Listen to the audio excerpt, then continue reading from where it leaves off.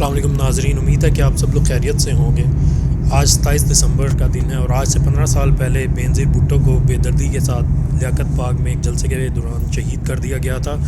آج ان کی death anniversary جو ہے اسے منایا جا رہا ہے اور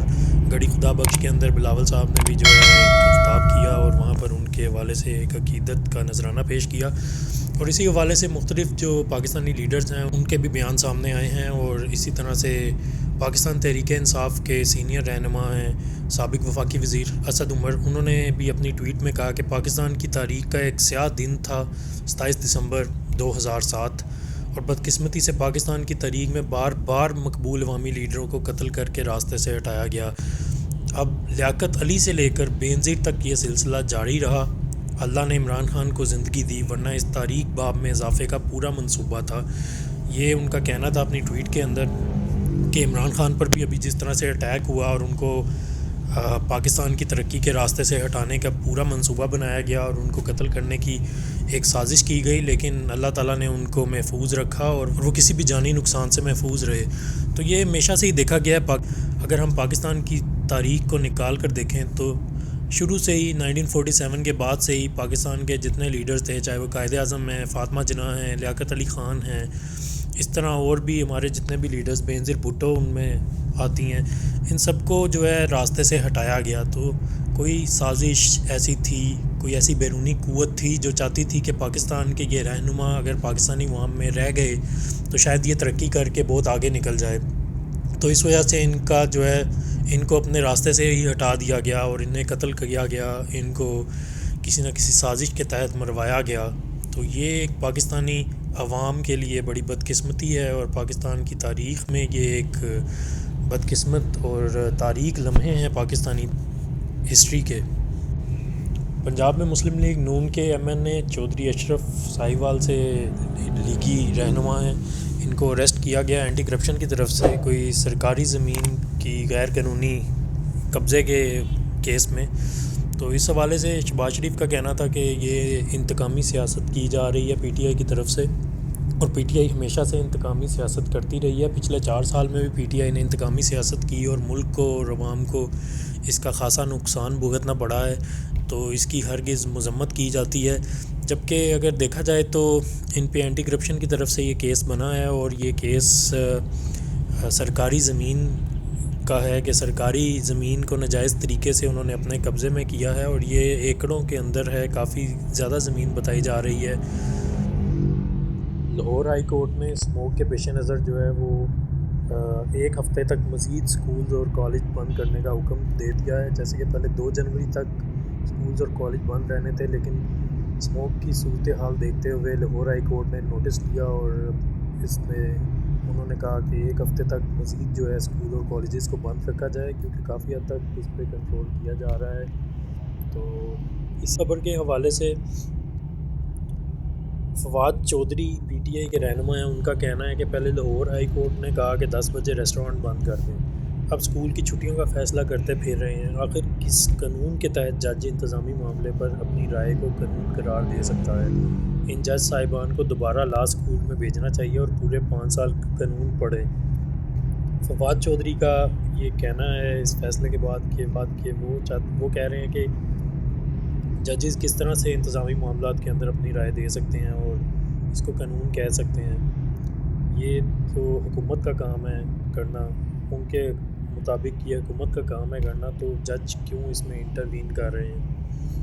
ملک بھر میں بجلی کی غیر اعلانیہ لوڈ شیڈنگ ہے اور شارٹ فال جو ہے وہ 4000 میگا واٹ سے بھی تجاوز کر گیا ہے۔ اس کے علاوہ جو ہے وہ گیس کی بھی لوڈ شیڈنگ چل رہی ہے، جس سے بہت ساری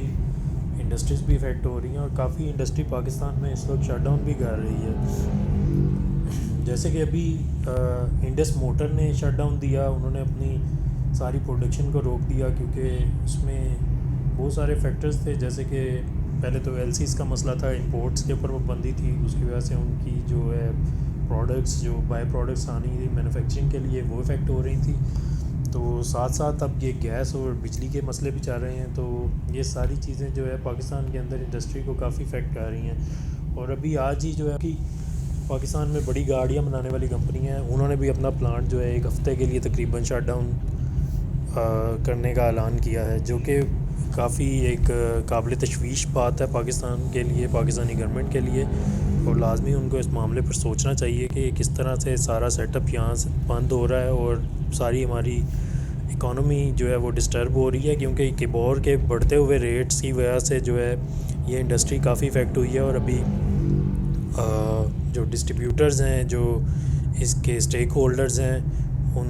سب کو بہت زیادہ اس کے اوپر تشویش ہے کہ یہ کیا صورتحال۔ ناظرین، اگر کرکٹ کی بات کریں، کرکٹ میں پاکستان اور نیوزی لینڈ کے درمیان پہلا ٹیسٹ میچ اس کا آج دوسرے دن کا کھیل تھا،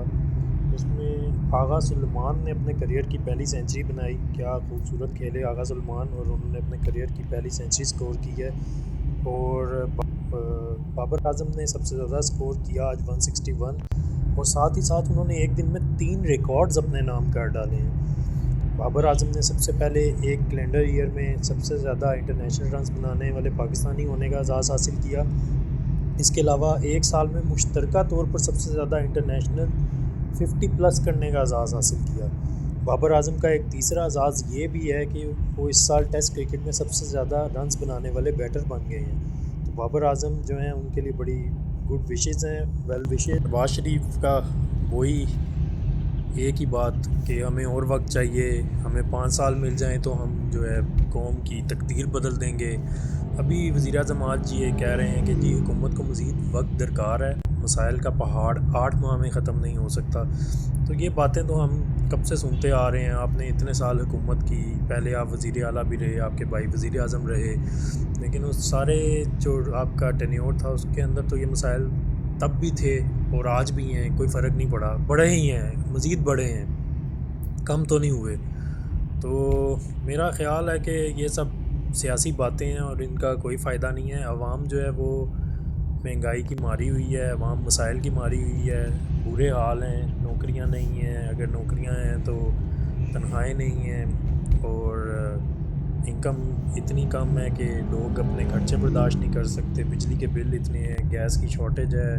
گھروں کے چولہے ٹھنڈے ہو گئے ہیں، لوگ پریشان ہیں،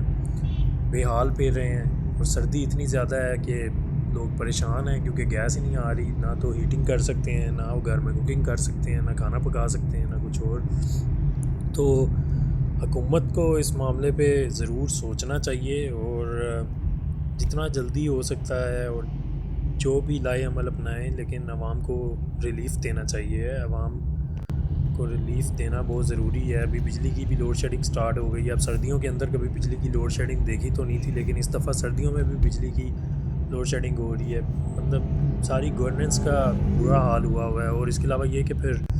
اسلام آباد میں حملہ ہوا، اسلام آباد میں ابھی I-10 کے اندر جو پچھلے ہفتے میں حملہ ہوا ہے، اس کے بعد سے جو ہے مختلف جو ملک ہیں جس میں امریکہ، سعودیہ، آسٹریلیا، دبئی، ان لوگوں نے اپنے جتنے نمائندے ہیں یہاں پہ پاکستان میں، ان کے ایمبیسڈرز ہیں یا جو بھی ان کا سٹاف ہے، ان کی ایمبیسیز کا سٹاف ہے، ان کو بڑا کلیئرلی انہوں نے منع کیا ہے کہ آپ لوگ اپنی جو ہر موومنٹ ہے اسے بڑا لمیٹڈ رکھیں اسلام آباد کے اندر، اور بڑا اوپنلی آپ لوگ نہ موو کریں کیونکہ ریڈ الرٹ ہے۔ اس کے علاوہ یہ کہ اسلام آباد کے اندر